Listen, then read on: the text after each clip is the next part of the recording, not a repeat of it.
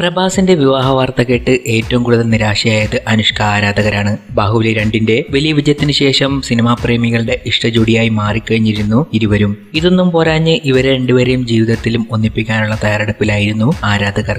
അതിനിടെയാണ് പ്രഭാസിന്റെ വിവാഹം തീരുമാനിച്ച വാർത്ത വന്നത്. റാസി സിമന്റിന്റെ ചെയർമാൻ ഭൂപതി രാജയുടെ പേരക്കുട്ടിയാണ് പ്രഭാസ് വിവാഹം ചെയ്യുന്നതെന്നും അടുത്ത വർഷം മാർച്ചിൽ വിവാഹമുണ്ടാകുമെന്നുമാണ് തെലുങ്ക് മാധ്യമങ്ങൾ റിപ്പോർട്ട് ചെയ്തത്.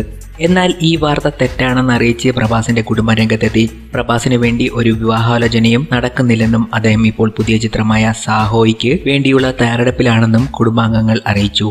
എന്തായാലും ഈ വാർത്ത വന്നതോടെ അനുഷ്ക ആരാധകർ സന്തോഷത്തിലാണ്. പ്രഭാസും അനുഷ്കയും കടുത്ത പ്രണയത്തിലാണെന്നും ഇരുവരും ഉടൻ വിവാഹിതരാകുമെന്നുമാണ് ഇവർ വിശ്വസിക്കുന്നത്.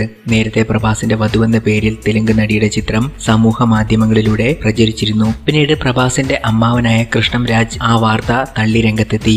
എന്തായാലും ഇപ്പോഴത്തെ ചൂടുള്ള വാർത്ത അനുഷ്കയുടെയും പ്രഭാസിന്റെയും വിവാഹ കാര്യങ്ങൾ തന്നെ.